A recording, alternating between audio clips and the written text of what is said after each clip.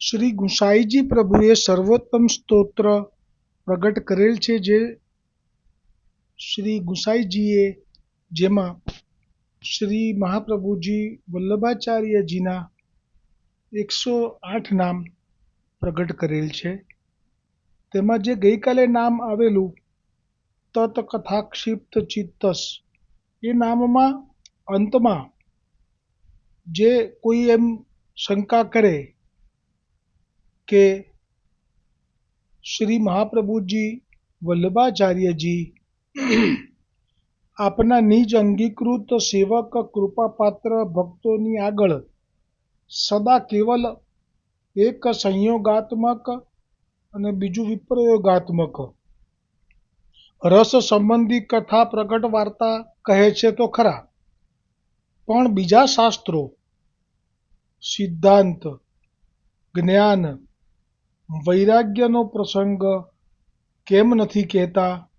આ રીતે કોઈ જો સંદેહ કરે તો તે સંદેહ દૂર કરવા માટે જ શ્રી ગુસાઈજીએ શ્રી મહાપ્રભુજી વલ્લભાચાર્યજીનું નામ 76મું પ્રગટ કર્યું છે. તે છે તદ વિસ્મૃતાન્ય. આ તદ વિસ્મૃતાન્ય નામ એ શા માટે આપ બીજા કોઈ શાસ્ત્રો કે જ્ઞાન કે વૈરાગ્યની વાત નથી કરતા? તેનો ભાવ પ્રગટ કરવે તે માટે જ આ નામ પ્રગટ કર્યું છે. તે નામ ઉપર હવે શ્રી ગુસાઈજીની જ પ્રેરણા કૃપાથી શ્રી ગોકુલનાથજી ब्रज भाषा में टीका नु वर्णन करता कहे छे कि याको अर्थ अब कहते हैं, जो श्री महाप्रभु आप निकुंजस्थ जो गोपीजन श्री स्वामिनी जी श्री पूर्ण पुरुषोत्तम की जो रासादिक लीला, विहार लीला आदि अनेक लीला तामे संयोगात्मक, विप्रयोगात्मक, उभय रसात्मक जो लीला रस करी हृदय आदि सगरे अंग सो परिपूर्ण पूरित है, और लीला समुद्र में चित्त मन जिनको अखंड एक रस निरंतर पग्यो है,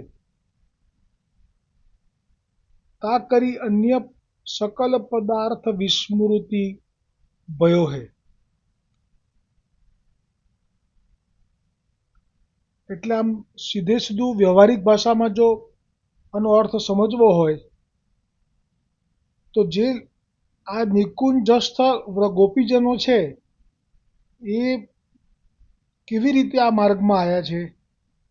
તો એ ઠાકોરજીનું રૂપ જોઈને આવ્યા છે. જેમ કે આપણે પ્રસંગો અનેક જોયા કે કેવી રીતે વરદાન આપ્યા કે અમે આ વ્રજમાં આપનો અંગીકાર કરીશું. એમાં તો બધા અલગ અલગ છે. વૈકુંઠના વિષ્ણુ ભગવાનની લક્ષ્મીજીની દાસીઓ પણ છે, અને રામ અવતાર વખતે અયોધ્યા, જનકપુરી અને દંડકારણ્યના ઋષિઓ અને પુલિંદીજનો. તો એ જે ભાવ છે એ પતિભાવ છે. તો પતિભાવથી જ્યારે કોઈ સ્ત્રી ભજે ભગવાનને, તો પછી ભગવાન એમને કોઈ જ્ઞાનનો ઉપદેશ આપવા બેસે તો એ કેવી રીતે સંભવ થાય? ત્યારે જે પૂર્ણ પુરુષોત્તમ છે એ તો જેવો ભાવ એવા સ્વરૂપને આ પ્રગટ કરી દે છે. એ વખતે આપ કોઈ શાસ્ત્રો, કોઈ જ્ઞાન, કોઈ સિદ્ધાંતને રજૂ કરી શકતા નથી.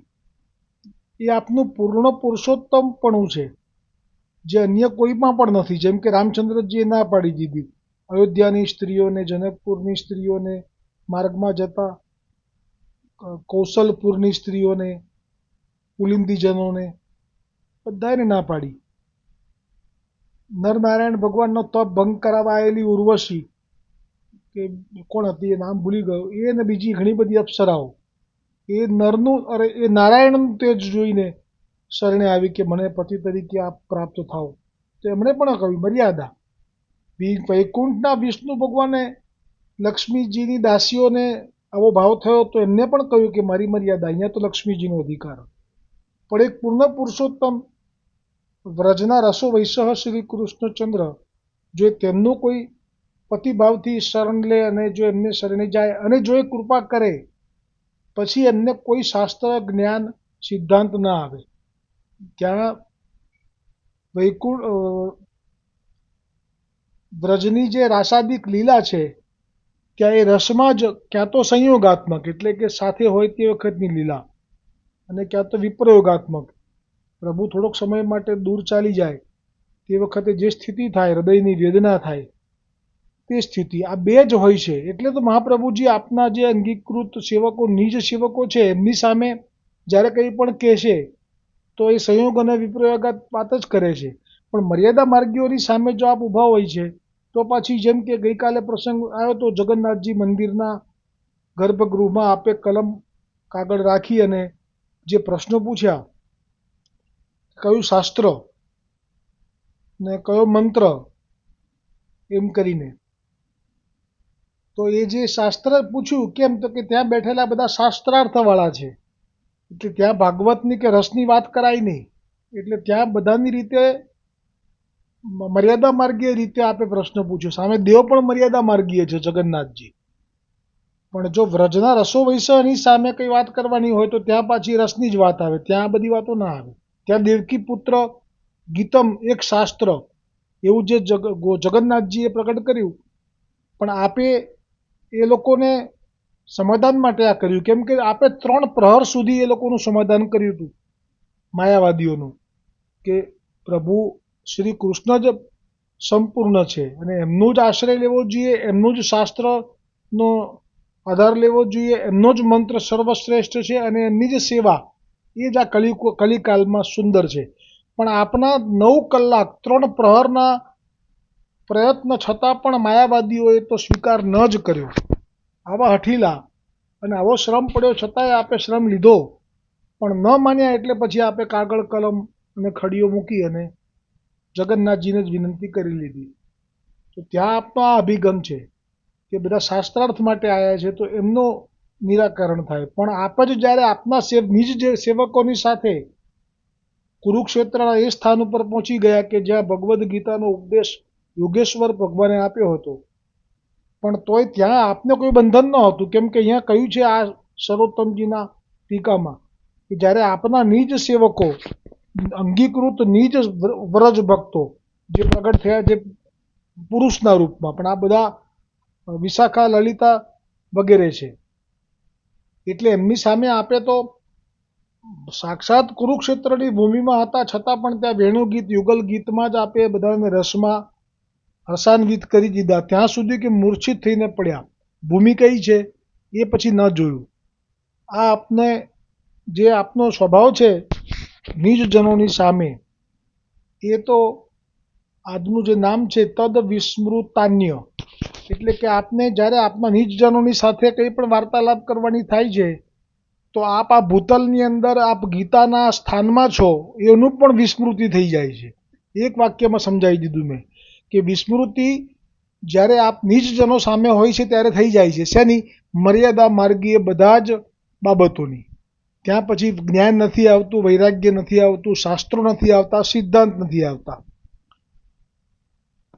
એટલે કહે છે કે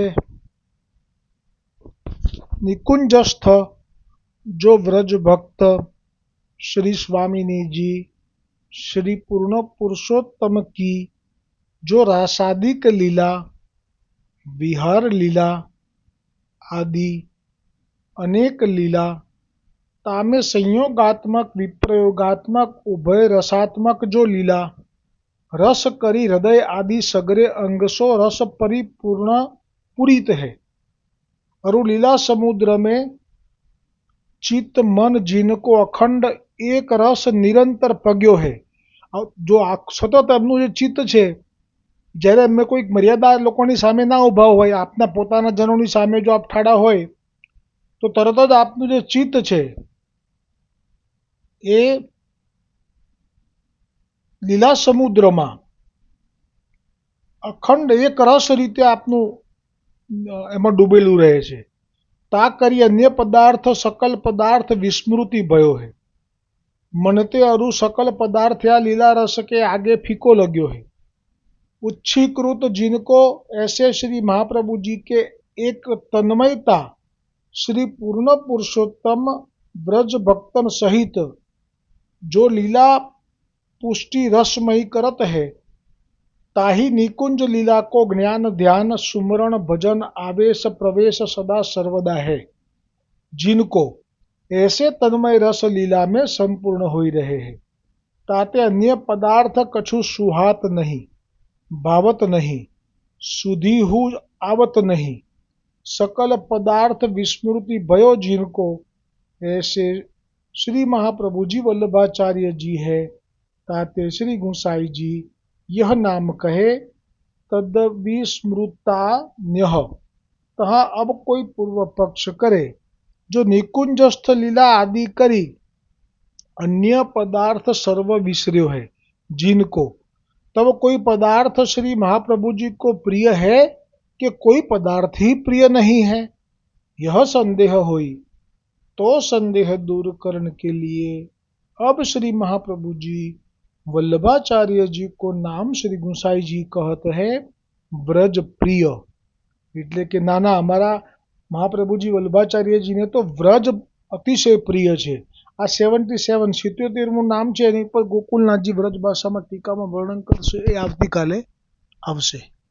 બોલો શ્રી ગોવર્ધનનાથ की जय हो, श्री वल्लभाधीश की जय हो, श्री गुसाई जी परम दयाल की जय हो, श्री गोकुलनाथ की जय हो।